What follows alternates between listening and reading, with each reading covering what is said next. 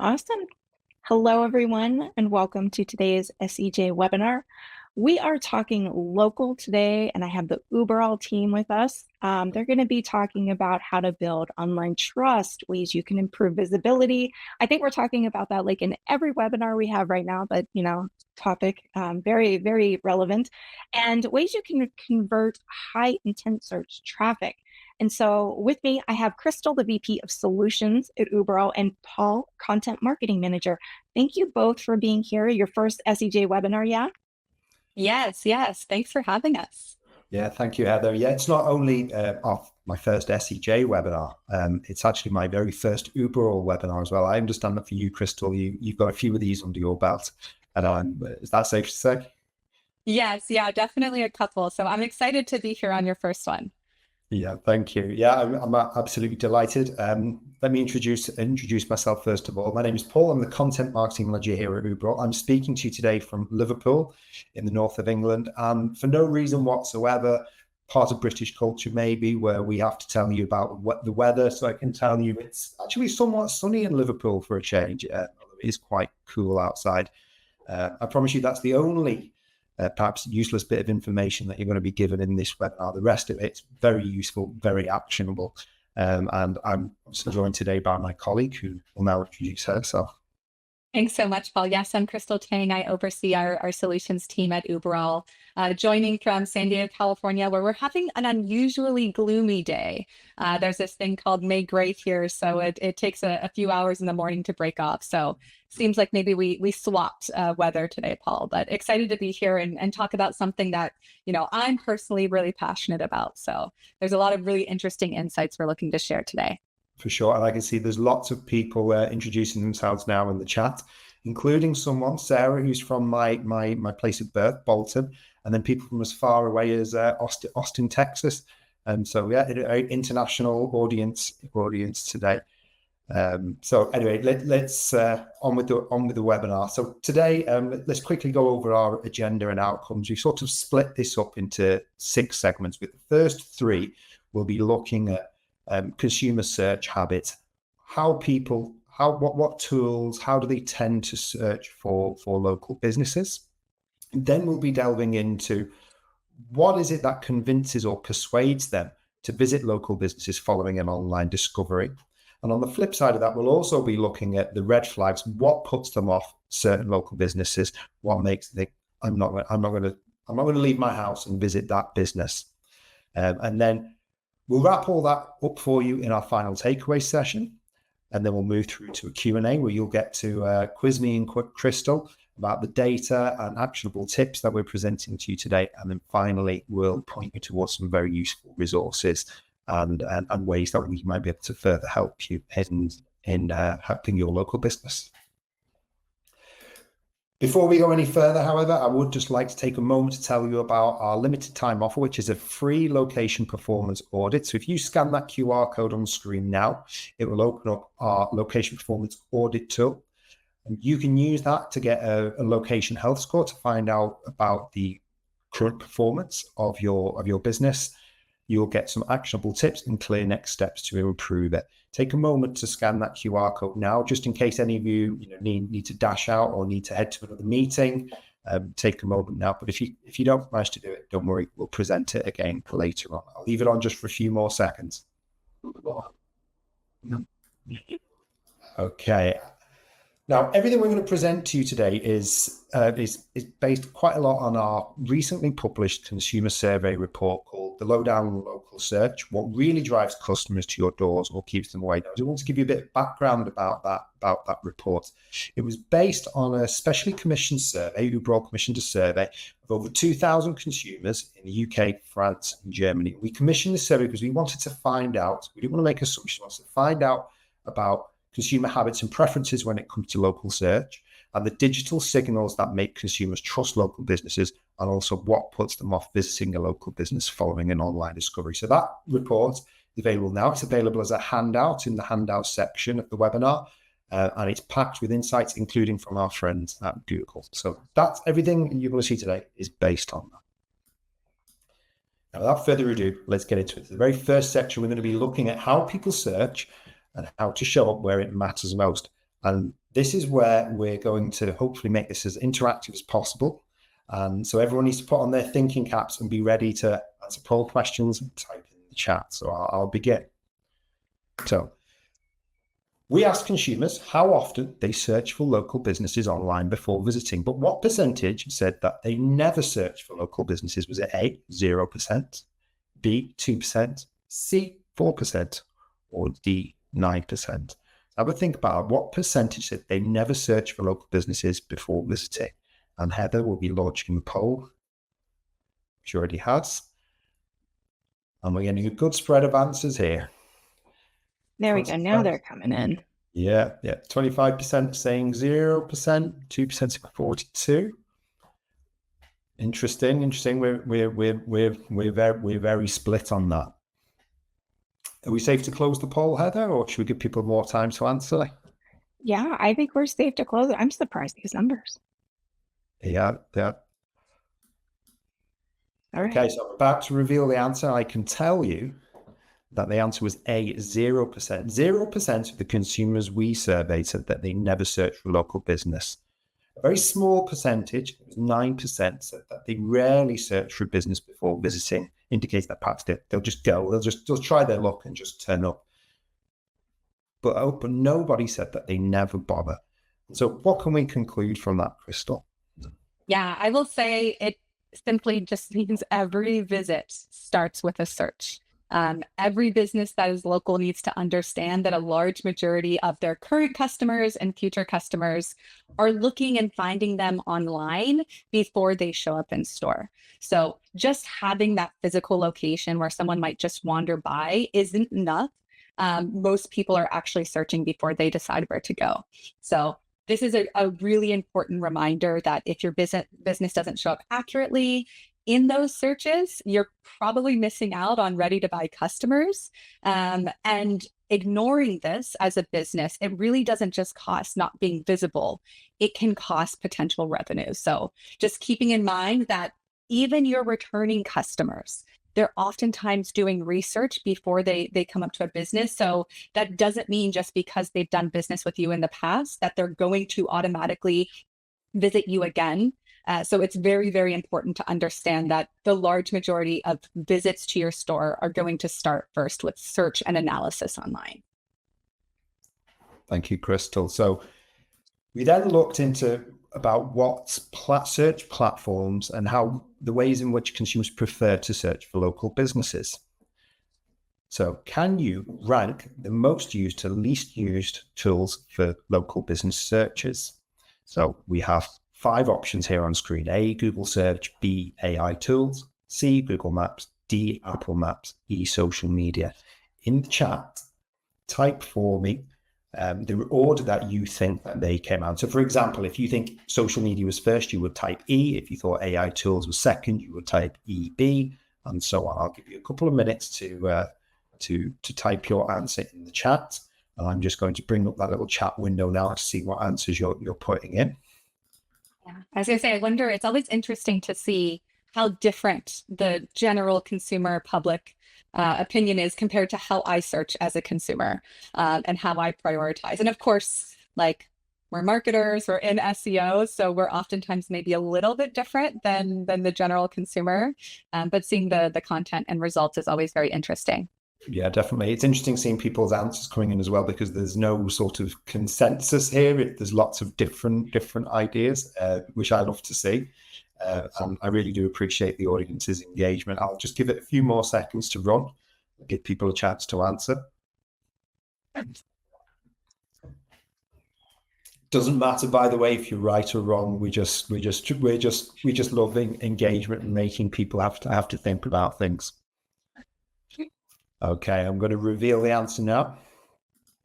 So the correct order, and you're probably not going to fall off your chair at this point, is that Google Search and Google Maps ranked in the top 2 positions, then followed by social media, and coming up quickly in 4th place were AI tools, namely your ChatGPTs and your Geminis, and then followed by Apple Maps. So those were the 3 most preferred ways that consumers search for local businesses. So what can we conclude from that?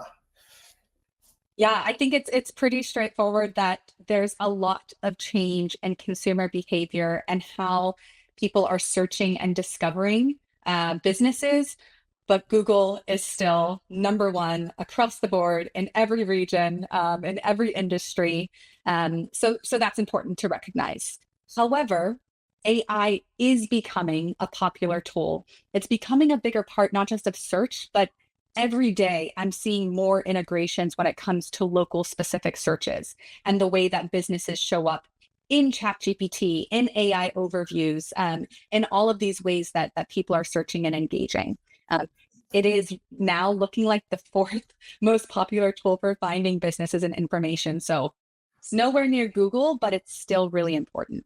Yeah. I think we have stats that show a third of non-branded searches are now generating an AI overview on Google. So that's really important to understand. However, in this survey and the results we see, most consumers still trust the traditional trust signals. So they're looking at content like reviews, they're looking at additional information that they're able to find.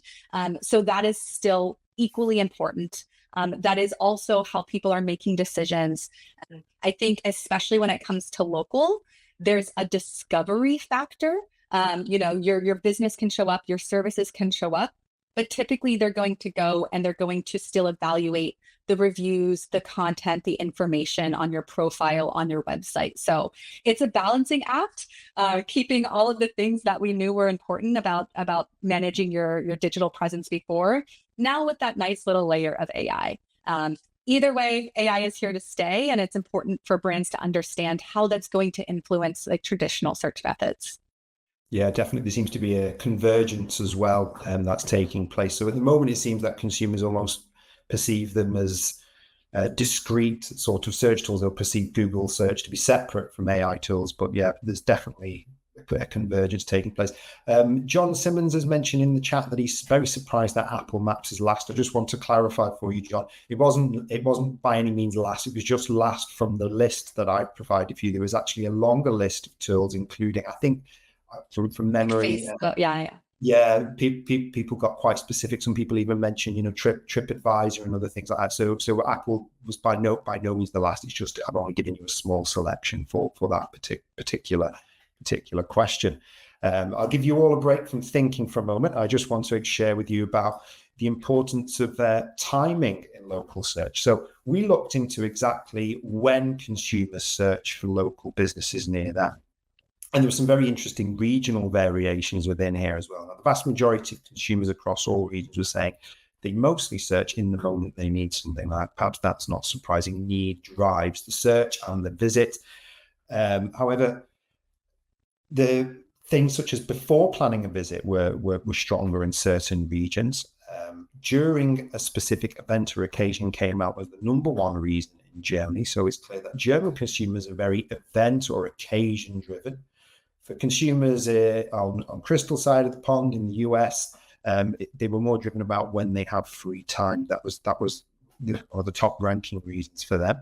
Here in Britain, however, people's put before planning a visit more often than not. I do wonder, again, coming back to the weather, I wonder if that factors into it. You don't want to turn up somewhere in the pouring rain. You want to make sure that business is open. So you're very particular about planning visits if you're a British consumer. We're going to move on now to just some tips all about how to increase your search visibility at these moments and in the search platforms that we mentioned. So Crystal will talk you through those now. Yeah, I think that content is really helpful as a brand in terms of planning what customers do see about your business. So this is potentially what they're going to see on Google, Google Search and Google Maps, what they may see in their AI tools, what they may see on Apple Maps, your website and other places. So knowing that this is when they search and when they're ready to make a decision will help inform you about what the content they're expecting to see. So we talked about visibility being kind of the first element that we're talking about, but it's not enough, especially when we layer on things like AI. So ensuring that your content is written for humans, is engaging, but also can be crawled by these AI tools. always talked about structured data. That's going to be really, really critical as you want to be discovered in AI tools, as well as kind of the rise. I think AI is going to give a little bit more rise to voice search.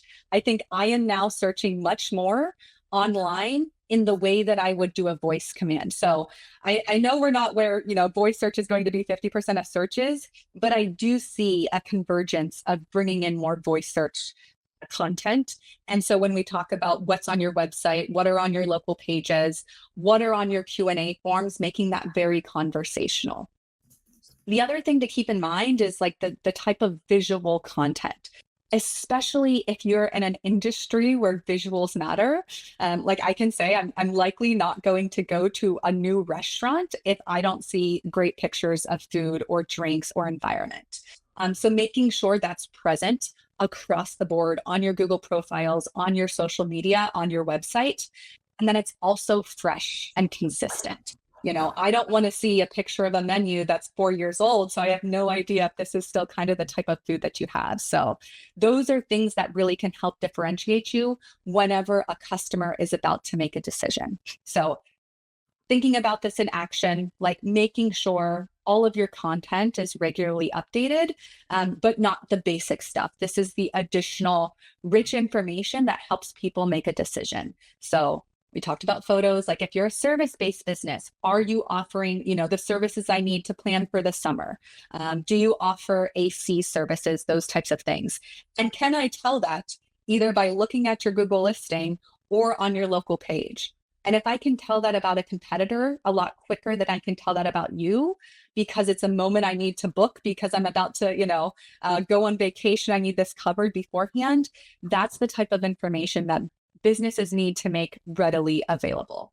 And then all of that, making sure, yes, consumers can see it, but can these crawlers see it? Can AI see it so that you are featured in those long tail queries that we're seeing more commonly on places like ChatGPT and Gemini? Thanks, Crystal. Really actionable, very actionable tips there about enhancing your digital presence. In this next section, we're going to be looking into more about how the consumers decide. So we're going to be looking at digital signals that actually could persuade them to visit one business over another. So once they've conducted that search and they've perhaps compared a few options, what is it that they're looking at to help them to decide where they're going to spend their money or where they're going to visit? We're going to start actually looking at just immediately prior to the visit, how they search and compare. So we asked consumers about the digital actions they're most likely to take after the initial search. So once they've searched for restaurant near me, coffee shop near me, whatever type of business they may be searching, what's the action that they're most likely to take next? Now, I can tell you that the ones that are on screen now, read reviews, check social media, click for directions, and visit the business website, were all top ranking answers, but one of these was not in the top 3. Which one do you think was not in the top 3? Was it read reviews, check social media, click for directions, or visit the business's website? Which was not in the top 3? And just to clarify for people in the chat who are asking it, all of this data that we've collected is covering US, UK, France, and Germany. We're just showing general trends across those 4 regions. There are regional nuances and variations, which we will cover at times, but generally these are just general trends across those 4 regions. It's not specific to the US or to the UK. Again, we're not getting any consensus here, Crystal, on these answers, which is good. I like this. Yeah, no, I think again, it's always interesting to see feedback from others and how that compares with the way I would evaluate it. Yeah. Very, very interesting. Yeah. Thank you, everyone, for answering. So I'll reveal the answer, and I can tell you that the one that was not in the top 3, it was still a top ranking answer, but the one that was not in the top 3 was check social media. We can see in the full list of answers that read reviews, visit the business's website, and click for directions were the top 3 action consumers are most likely to take after that initial search. So what can we... What do you think we can, before we move on, what do you think we can conclude from that, Crystal? For me, I think it's interesting because we often talk a little bit about how searches, I've heard the term zero-click searches before. I don't know what your take is on that.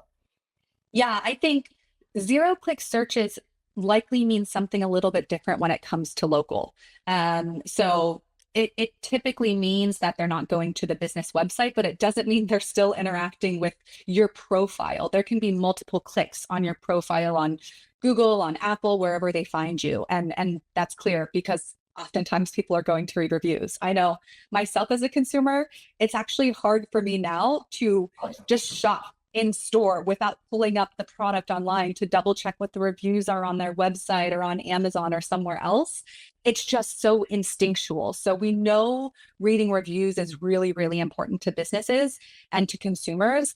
But I do think the other areas highlight a really good opportunity, especially now and understanding that your website is so important when it comes to AI search and then being able to find additional content about you.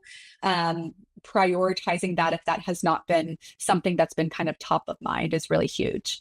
And then just, kind of looking at the other areas, how far am I? I need to plan a trip. Are you nearby other businesses and services that I need to visit? I know for me, oftentimes when I'm clicking for directions, I'm like, what does the parking scenario look like? What is this? Should I, kind of combine these trips at once? So there can be so many reasons behind what people are doing. And then knowing that once they read that review or once they click in for directions, they likely were influenced to either do business with you or potentially look for someone else. So that's really important. It's not just that action, but what is the decision they've made based on reading those reviews, based on clicking your business website. And that's where businesses and brands really need to prioritize that very next step in the journey as customers are kind of doing their research. Thank you, Crystal. You'll notice on this list of actions that they take before visiting business, that one of them is contact the business. So we were curious about that, and we asked consumers what was their preferred method of contact. If you need to get in touch with a business before you visit, how do you prefer to do it? I'd be interested to hear from our audience, if they don't mind typing in the chat. What do you think was the most preferred contact method? Perhaps you think people like those the AI agents that seem to be ever present on people's websites these days. Perhaps you think they prefer to go through social media. Perhaps they prefer to phone. Yeah. I will say for me, I do think I prefer, especially if I'm looking for like a service-based businesses, I love the ones that have like the chat, and it'll say they usually respond in 30 minutes. That is very encouraging and convenient because you never know, like, am I going to call and I'm going to be on hold for a long time? Is anyone going to answer? There's so many times I call and it's like just a random person's voicemail. It doesn't even seem like a business. So I know that's personally, I think something that's unique about me is I definitely prefer to message businesses. Yeah, definitely. Thank you everyone for your responses. There were definitely some variations according to demographic, age, and things like that. But just to give you a general trend, I can reveal to you a preferred answer was telephone call. Now that was quite surprising to some of us at Uber. Certainly one of my colleagues told me, and I quote verbatim, if I have to call, I'm not going. I agree. So it can be somewhat polarizing, but telephone came out as number one. And again, there were some regional variations there. It was the number one preferred method in all the regions we looked at, but it was French consumers that liked it most of all. With it lagging behind in the United States and in Germany, and of course in the UK, we're less likely to want to call, but we are more likely than the other nations to use social media. I suspect, I don't know what your take is on this, Crystal, I suspect that consumers prefer to phone when the digital presence or in Google business profiles, if there's something they can't see there, if that's failing them somehow, they'll just call to try and get an answer from the horse's mouth, if I can use that expression. Yeah, I think it's two things. It's one, we're enticed enough to maybe choose you as a business, but we have a couple things that aren't clear. Or maybe it's just we're ready to make that next step. It could be calling to book an appointment. It could be calling to make a reservation. So I think it's two-pronged. What you obviously want to avoid is that first one at all costs. They have questions that could not be answered based on what they've seen. And so they need to call for clarification. Like in every instance, try to avoid that. So all those calls you're getting are people that just want to do business with you. Yeah, has implications operationally, I suppose, doesn't it? Yeah, I've actually talked to a lot of businesses that don't prioritize the phone. They don't want to or have the resources to be answering phone calls. So they do as much as possible to alleviate that based on their staffing. And then you think about businesses where maybe the call goes to an HQ and it's not that location. So there definitely can be challenges with that. Yeah, thank you, Crystal. So I think we've covered exactly what consumers do immediately before the search, after they've conducted that initial search, and just before, in that space between the initial search and before they actually visit. We've covered all sorts of digital signals there. So, Crystal, if you could summarize for us what businesses need to do here. Yeah, I think we kind of talked about this a little bit before, but understanding, yes, it's important to be visible for people to find you. That's the very first step. But then customers are comparing. They're looking for more information. Like, we all know how important reviews are. It's that count, it's that average star rating, and it's the sentiment that's within your reviews. So they're going to compare other people's experiences with yours. They're looking at photos to understand what they're going to expect whenever they show up or do business with you. We talked about clicking for directions. There can be a lot of reasons behind that. Simple one is like, they're planning their trip. How far are you from them or where they plan to be? And then, of course, surprisingly to me, phone calls is very high. So making sure that if you are the type of business where you are getting phone calls, what does that experience look like? I kind of shared this weekend, I was calling to make a reservation for a restaurant and it was just going to a random voicemail. It didn't seem like a business. It didn't seem like, they wanted to engage with customers. That could absolutely turn off consumers. In that case, like, what is the cost of maintaining a phone service for potential customers to call in and make reservations or get more information? There definitely can be lost consumers in that aspect. So prioritizing your review responses, like in particular, the ones that may not paint your business in the brightest light, that's really, really important. Also making sure that you are optimizing for that pre-visit. People found you, they want to plan that trip. What does that mean? What does that look like? Do you have service items? Do you have menu items? Do you have the products they need in stock? What other types of questions are they going to have about your business? And then cannot, stress enough to make sure you're removing all friction from that journey. If they want to contact you, they should be able to in 1 to 2 clicks, and that should be seamless. Anything more than that, like if they can't put in a form to book an appointment, make a reservation, call, chat, WhatsApp, even now in many countries, you are potentially losing out on customers. They're going to make that click because they are interested in doing business with you. Make sure that click is earning your business. 100%. Thank you, Crystal. So we've covered parts of the consumer journey, how they search for a local business. We've looked at that space between the initial search and before the visit, but now we're going to look more specifically at what exactly causes them to choose one business over another. So we're going to look at what drives selection and persuades them to visit. So we asked consumers to what extent they agree with the following statements about businesses based on online information. Can you rank the consumer preferences from most to least agreed with? This is a bit of a longer question, so I'll leave this one on screen. So here are the statements. A, consumers prefer businesses that respond to reviews. B, consumers prioritize higher ratings. C, consumers scroll through most options before making a decision. And D, consumers typically choose the first business in search results. So can you rank those consumer preferences? So just like before, if you think C is number 1, you would type C. In B is 2, you type C, B, followed maybe by D, A, depending on what you think the order is. But I'll give you a little bit of time to think of that. Maybe you'll think about your own journey as a consumer when you're looking for local business, thinking about what you do personally. Perhaps your own business has data on this. Perhaps you already know a little bit about what it is that consumers are looking for. Thank you, everyone, for your answers. And again, I like how everyone can a lot of different answers, which is interesting. Yeah, I think. Yeah, are you spotting a trend, Crystal? Just a little bit. I think it looks like there's a clear first a winner in terms of opinion from the folks in the chat. I will say it's same thing from like a marketer's lens, and I apologize to local businesses who run ads, but like if I see sponsored at the top of my results, I typically am scrolling past that. So when it's like the first one in the business results, like again, me as a marketer, I'm like, I know what you did to get there. Unless you have all these other validations, that's like probably the last thing on my list. Is just being first means I should choose you. But again, I'm not the general public. Yeah. Thank you. Yeah, thank you, Crystal. I'm in the same boat as you, and I'll reveal the answers now. That consumers strongly agreed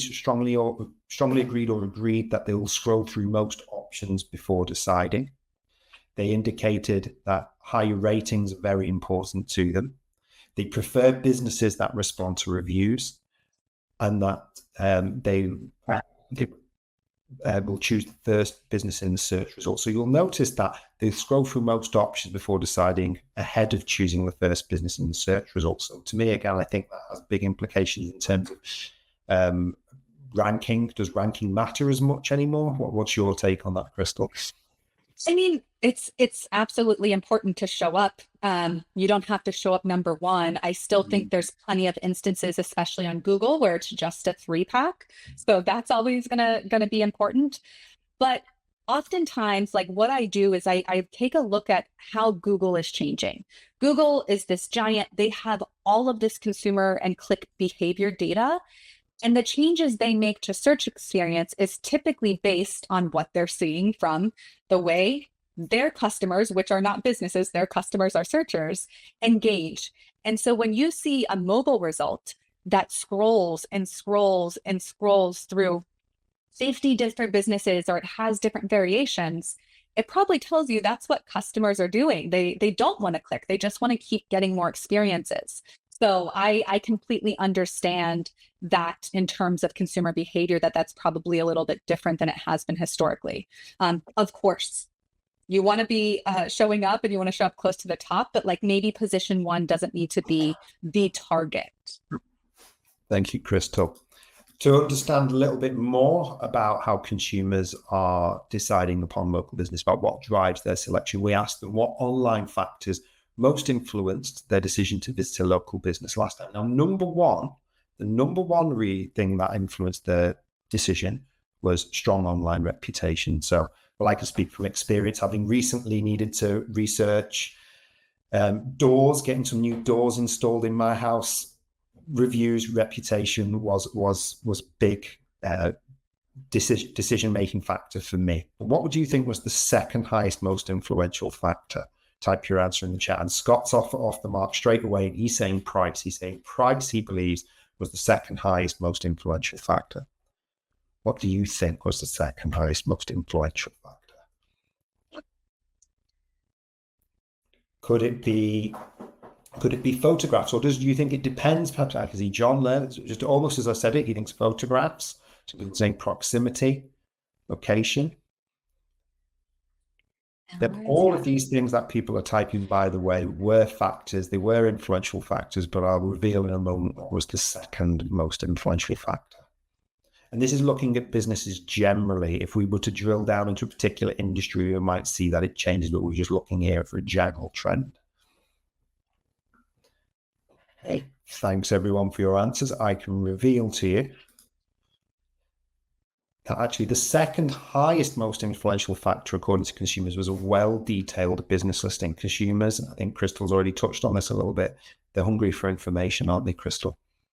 Yeah, and I think it's also just an indication that like this business is managed, this business is legitimate. Like if it doesn't have a phone number or website and, you know, one outdated image or just a logo, it's not really that interesting to me. Like it doesn't seem like they care.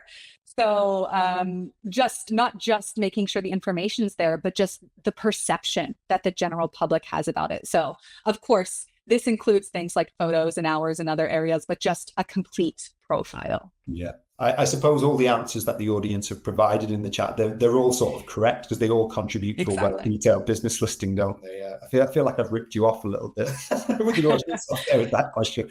It wasn't intentional. It's just now I'm thinking about it. All of those things do contribute to a detailed business listing. Thank you, audience. Sure. Of course. And we work really closely with our partnership team at Google.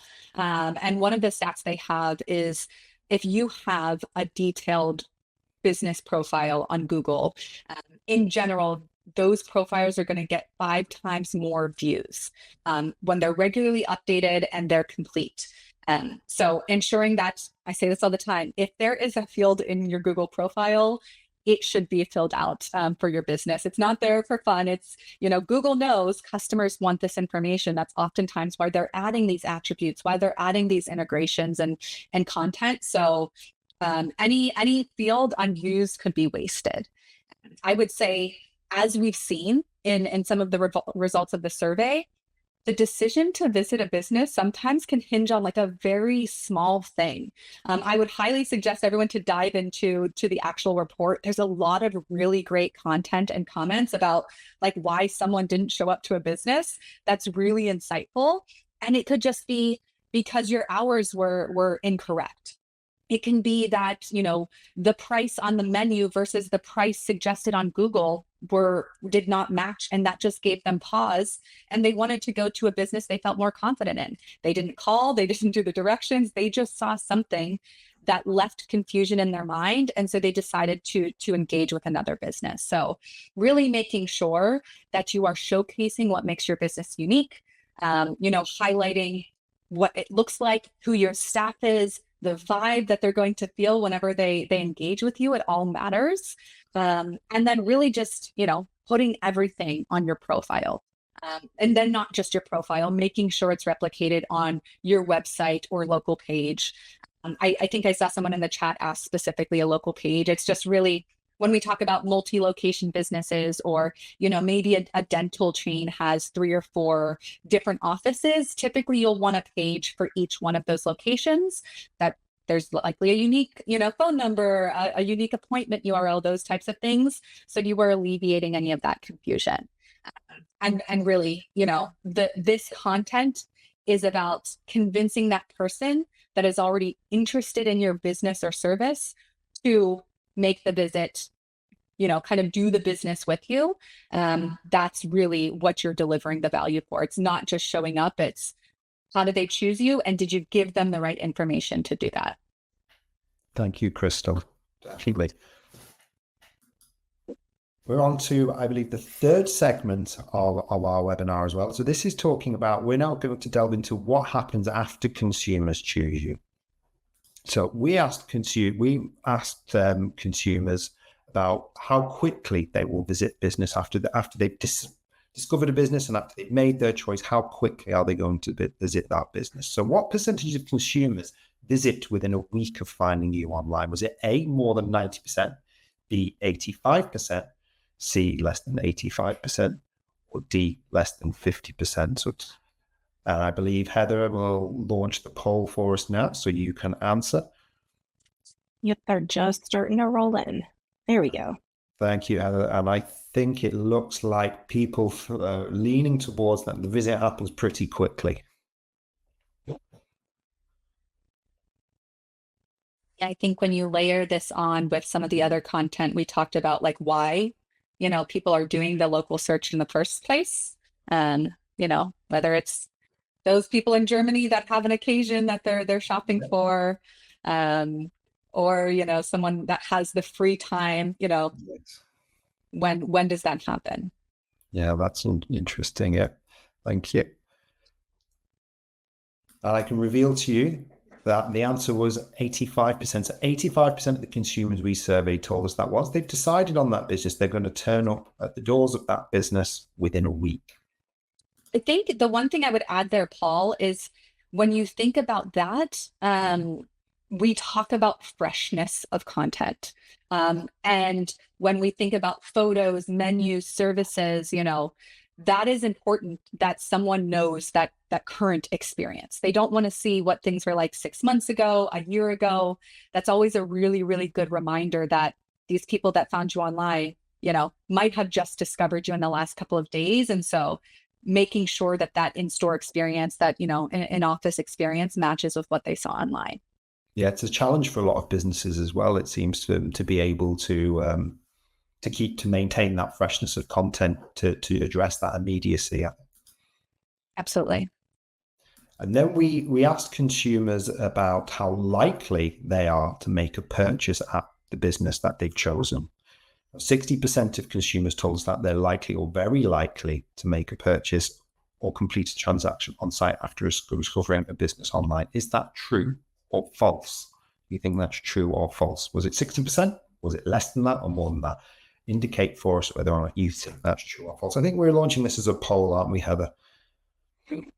I could be mistaken. I'm sorry, I couldn't get off mute fast enough. Let me see. Oh, it is. I'm sorry, that was my fault. There it goes. No worries at all. Thank you. And this is okay. They're defaulting to the chat anyway. I love it. Yeah, default to the chat now anyway. No worries. That's what I thought. The format changed. That's what I thought it was. I can see many of our audience are saying it's true that 60% of consumers are likely or very likely to make a purchase on site.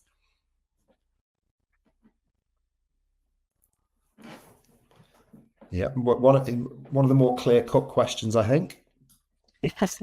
I can reveal to you that the answer was true. Indeed, 60% of consumers are very likely to make a purchase of a business once they've chosen it and once they turn up. And what's more, this is critical as well. And I think again you were discussing this a little bit earlier, Crystal.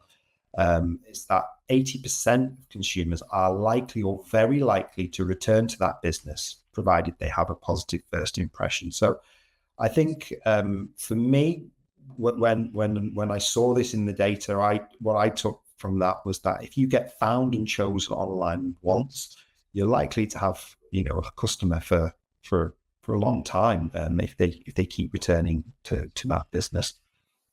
Yeah, no, I couldn't agree more. It is, especially if it's something you need consistently. Like, you don't want to keep doing these searches. You don't want to keep comparing the results. That's time and effort that, everyone's overloaded these days. So do the things that get you found, that help people make that decision, and then don't lose that customer. Make sure that experience with your customer service team, with your staff on site, does deliver that same value that they're expecting. Thank you, absolutely. And I think you have a little more to say on that, Crystal, about the importance of what to do once you have been chosen online. Yes, yeah. So I think the data we just saw is like, people are moving quickly when they're searching for local businesses and services. So not just the kind of the 1 week visit. 13% of people that responded are showing up in the same day. So this is really important when you think about your hours, your address, your phone, the content, that, a decent amount of people that find you will show up in store that day, and a large majority will be that week. So making sure that you are real-time ready as a business. We talked about this as well, making that contact effortless, removing all friction from them being able to get in contact with you, because that could mean lost customers and lost sales. So based on your business type, do people want to make an appointment, a reservation, call and make sure that you accept their insurance, and those types of things, making sure that all of the actions that they can take are really easy to get engaging with you. What they'll experience is really important. Again, based on your business type, can you show videos? Can you have photos of what the front of your business looks like? I can't stress this enough for businesses that are maybe in like a retail park or a center. If it's maybe confusing to find your business, then you want to make sure that that's easy and expressed online. We are between these two stores, or, we have public parking here. So anything you can do to make it easy for people to understand and see what they're going to experience when they get there is going to be helpful. And if you can layer that into seasonality or specials or other areas, that's going to be really exciting as well. The other thing is we talked about 80% of those people that say once they've come to your business or done business with you after they found you online are likely to return. Make sure that first impression is, really, really strong. These are things that they're going to remember and that they're going to come visit and they're going to return as a loyal customer. There's also some really, really good data that says if they found you online, they came in store and they were pleased, but you also give them a promotion to return, over 80% will return if they get that promotion. So you think of, in-store coupons, those reviews that you're getting, and then even things like your Google posts and your Apple showcases. People want promotions for businesses, and that's going to create more loyalty as well. Thank you, Crystal, and thanks everyone for your contributions in the chat, including your questions. We are approaching the Q&A shortly, and we will try to get to as many of those questions as we possibly can. But first, we're going to look at what stops consumers from choosing certain businesses. We're looking at the red flags that they see online that put them off doing business with certain local businesses. We asked consumers what were the main reasons they chose not to visit a local business after finding it online. What factor do you think came out as the most off-putting? It may well depend on the business product type, yeah, absolutely. But in general, what do we think came out as the most off-putting? Perhaps it was poor reviews. Perhaps it was a lack of photographs. I think Crystal was talking earlier about how if you're going to a restaurant and you can't see any pictures of the food or anything that shows you what the environment is, you're not going there. I think there was something that went a little bit viral. I think it was on TikTok where it was like just someone saying like, oh, this is me going on Google Maps, zooming into the drive-through menu because there was no menu online, and they just couldn't fathom going to the restaurant without seeing some idea of the menu.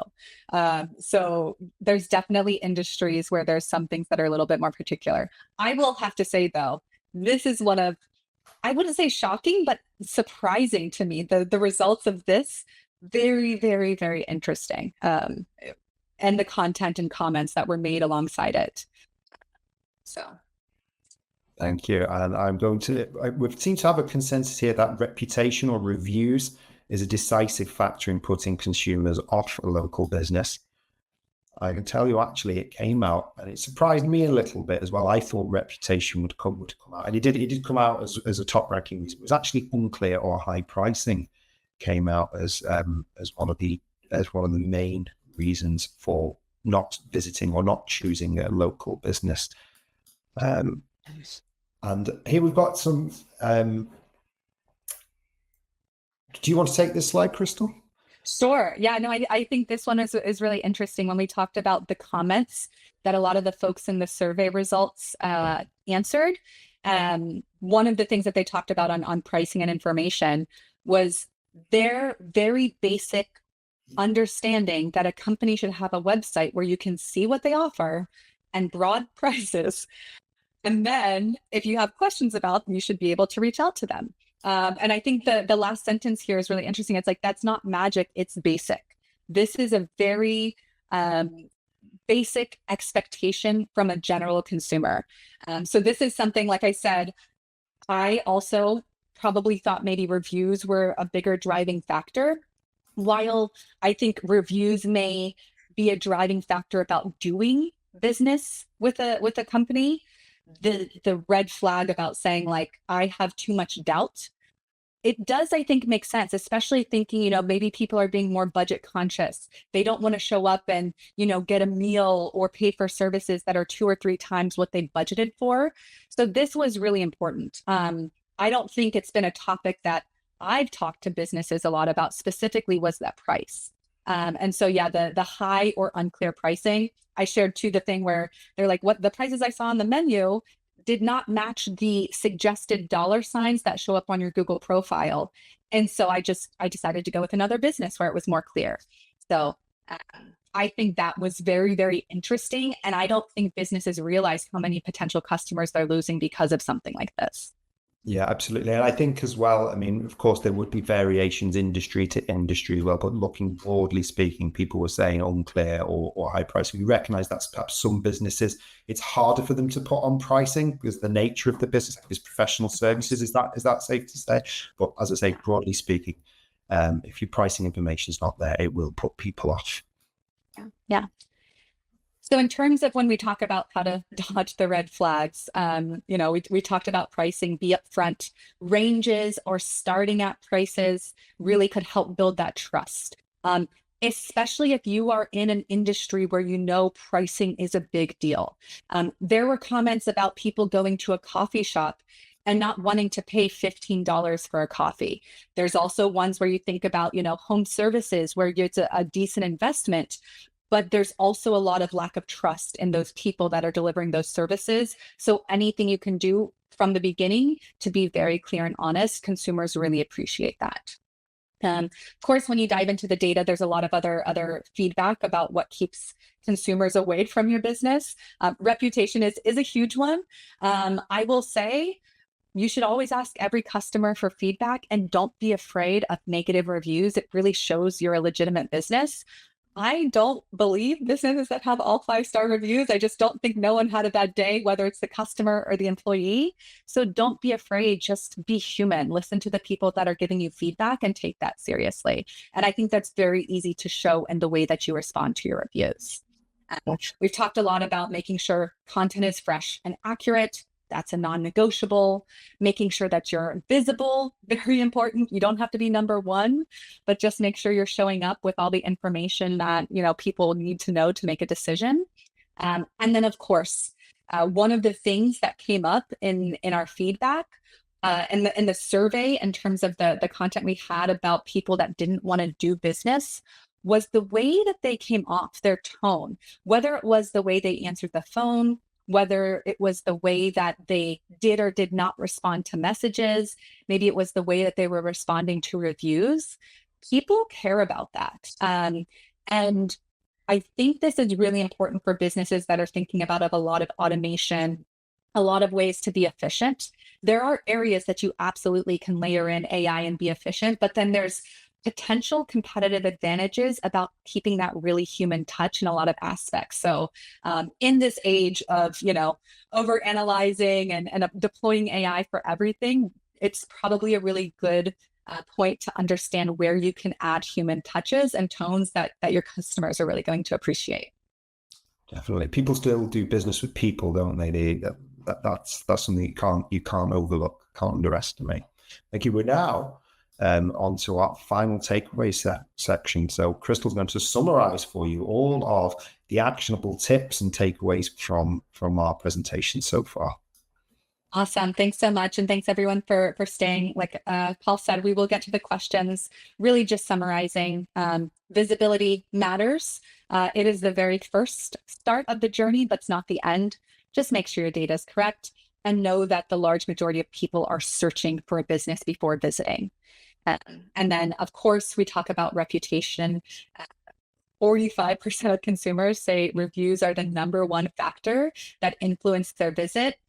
Respond, be proactive, get feedback, answer feedback, and take that feedback and actually apply it to improve your business. Oops, we went there. The other thing we talked about a little bit is removing that friction from the journey. People want to make a decision about a local business quickly. They want to visit you quickly. They might have questions. So making sure that process is really easy for them and that they know what to expect. And then make sure that once they do engage with you, they are ready to purchase, making sure you have clear pricing, doing everything you can to build that confidence in you as a business that they know what to expect and they're not going to be thrown off. It is going to be huge. And there's a lot of data we got about special offers. So if you are not utilizing, offer posts on Google, adding social media promotions, if you haven't, tested out any Apple showcases, that could be a really, really good area of opportunity for those customers that may be deciding between you and someone else they found online. Thank you, Crystal. So we're not far away from our Q&A section, so keep those questions at the front of your mind. We'll hopefully answer as many of them as we can. But before we do that, we'd like to help us to inform our follow-up after this webinar. We'd like to try to understand what your marketing challenges are. So Heather, in a moment, will launch a poll. If you could indicate what's your biggest marketing challenge. Perhaps it's increasing your brand's visibility online, or perhaps it's managing online reviews and reputation. That includes soliciting reviews and responding to them. Perhaps it's reaching the right local audience. Perhaps you're spending a lot of money on PPC and you're not quite sure it's getting you the results that you want. Or perhaps it's tracking and measuring the ROI of your location-based campaigns. Or maybe you're having trouble keeping up with the latest technology and trends, AI happening at an unprecedented rate, or perhaps it's something that's not listed there at all. But whatever your marketing challenge is, we'd love to hear from you about what it is, and we'll try to tailor our follow-up accordingly. So as soon as that poll launches, please let us know. Awesome. Yeah, I was just going through the chat as well. I think we covered a large majority of questions. I'm just pulling those up too. But there's also just like really good comments. Like, I think this was what is throwing someone off in terms of engaging with the business, like site security. Absolutely. If I get to a website and it's not secure, that is a really, really good, unique thing that is important for businesses. Yeah, for sure. Thank you everyone for sharing with us your biggest marketing challenges. And again, just before we get to Q&A, again, I want to highlight for you our limited time offer. This is our free location performance audit. So if you scan that QR code, it will bring up for you our location performance audit tool, which you can use to get a location health score for one of your business's locations. And you'll get some actionable tips to help you to boost the traffic and visibility of that business. And you'll get clear next steps to help you to improve the performance of that particular location. So please do scan that QR code now. If scanning the QR code is not working for you, in the handout section of the webinar, we have a direct link to that tool. So please do make use of it. Really, really very useful tool. And with that, we're now on to the Q&A section, where we get to answer some of those great questions that the audience has provided for us. And Heather, the funny thing is, I think you guys got through most of them as you were going through it. Let's see. I was going to say, Marcia do you see... Oh, sorry, go ahead. Go ahead. No, go ahead. I was going to say there is a comment on virtual tours and panos to be uploaded to the page. I know we talked a lot about photos. I always say, like, by default, what is helpful for your customer or searcher to know? I think virtual tours can be really helpful based on the type of business, as long as, the lift to do it is not huge. I think panoramics, depending on, is it a large area? Are you in an area that's maybe, there's a lot of different businesses and you want to show where you're located? I always say, it's like, what are you trying to communicate? Probably it's better than not having them. I think would probably be the default, is a virtual tour, and a pano is likely going to be better and more helpful to users to see. Thank you, Crystal. I noticed a few questions and comments around specific types of business. I think someone was asking earlier about roofing contractors, and was that something, was there anything about that in the survey? I can see Bishal Gupta now is asking about how local businesses and the sort of things we talk about, how it can help IT services.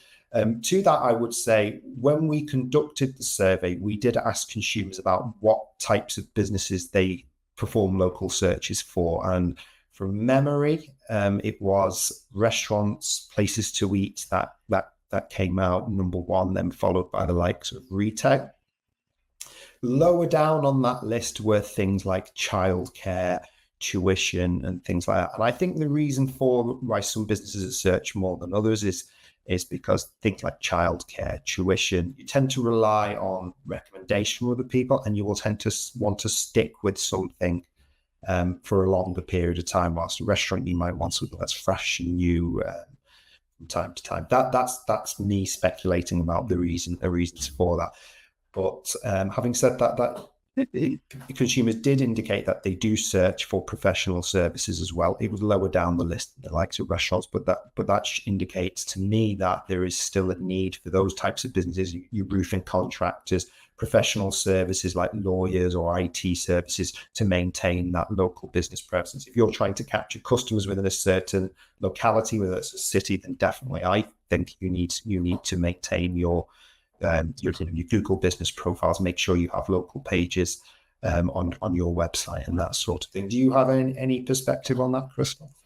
No, I think that's perfect. I think it was just based kind of on the consumers that we did searches on. It's not segmented out, like the feedback doesn't say like this was particular to restaurants, but as you read through some of like the comments and content, you can tell like if it's about the services on the website, that was a service-based business. They're going there to look at what services they offer and ranges of pricing. So it's throughout there. It's just not segmented out in terms of the feedback.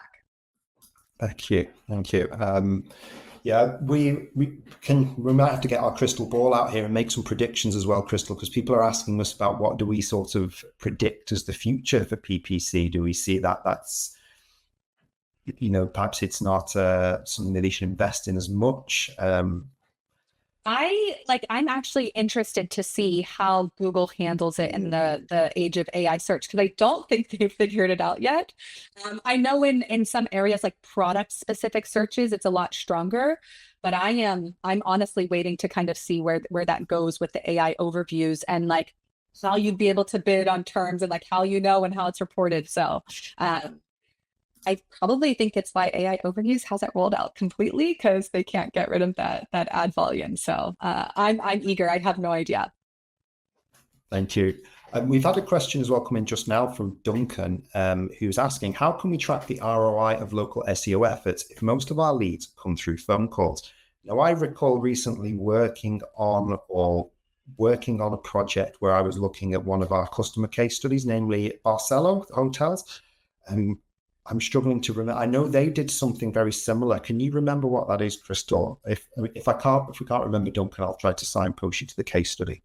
Yeah, I think we can share the case study maybe as a follow-up. It'll be really helpful. But we do have a revenue generator calculator at Uberall we've developed based on our clients that had this exact issue. They know local SEO is important. They know investing it's important, and it's really hard to prove. So we do have some tools in order to help do that. And in the instance that Paul shared, it was a hotel chain, a global hotel chain that is based on a lot of their traffic comes through phone calls or website visits, appointment URLs. So that's something that I think we can definitely share. Yeah, long story short, it's possible, and one of our clients has done exactly that, I think. So we'll try to share that with you. Just have a quick look to see if there are any other questions. Anything else you think we should answer, Heather? Or? I'm probably going to have to cut us off at this point, unless there's some like one last one that you want to take.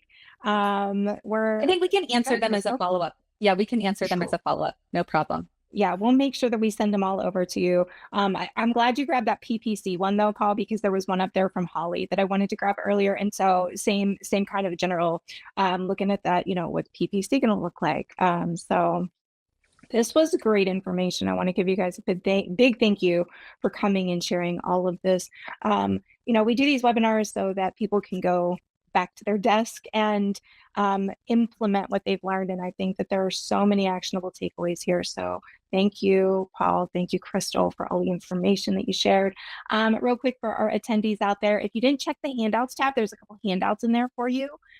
So take those with you.